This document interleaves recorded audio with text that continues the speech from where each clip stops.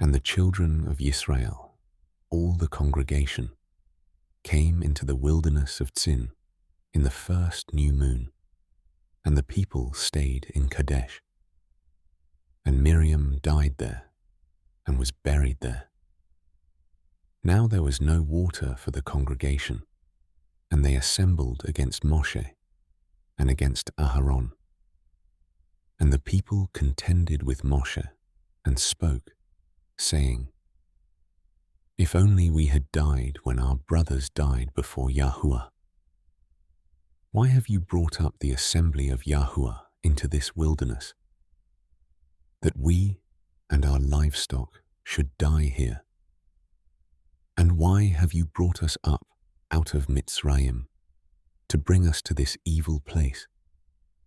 Not a place of grain or figs or vines or pomegranates, and there is no water to drink." Then Moshe and Aharon went from the presence of the assembly to the door of the tent of appointment, and they fell on their faces. And the esteem of Yahuwah appeared to them.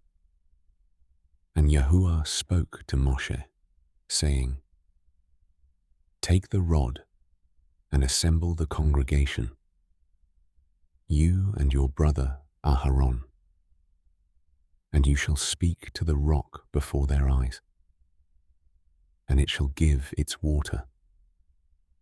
And you shall bring water for them out of the rock, and give drink to the congregation and their livestock."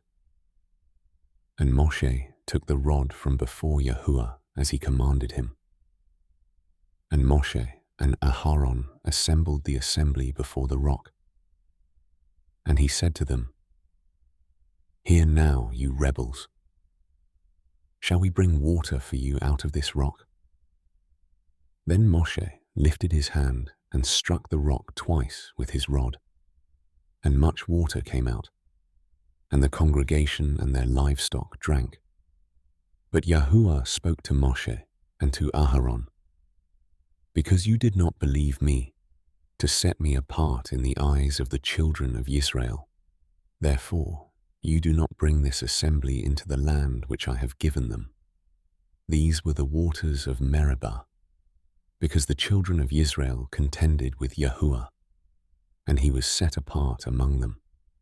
And Moshe sent messengers from Kadesh to the sovereign of Edom. "This is what your brother Yisrael said.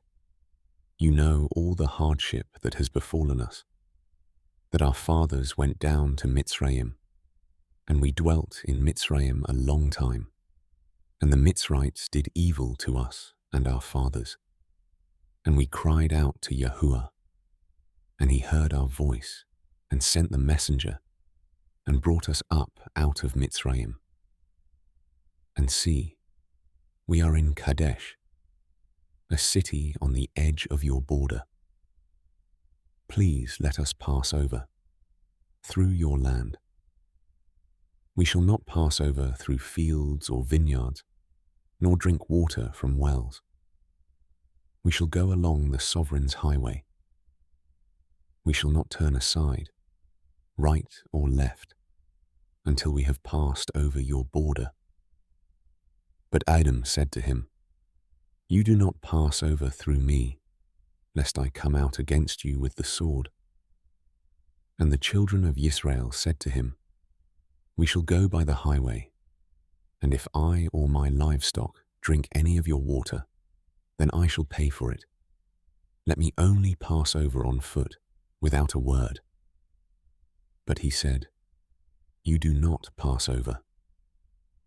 And Edom came out against them with many men and with a strong hand.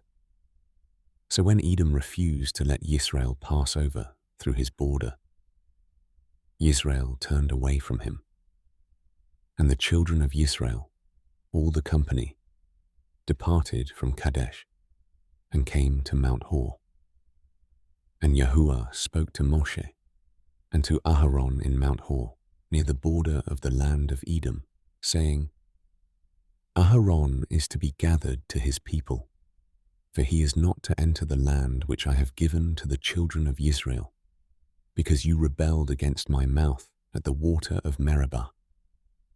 Take Aharon and Eleazar his son, and bring them up to Mount Hor, and strip Aharon of his garments, and put them on Eleazar his son, for Aharon is to be gathered to his people and die there. And Moshe did as Yahuwah commanded, and they went up to Mount Hor before the eyes of all the congregation.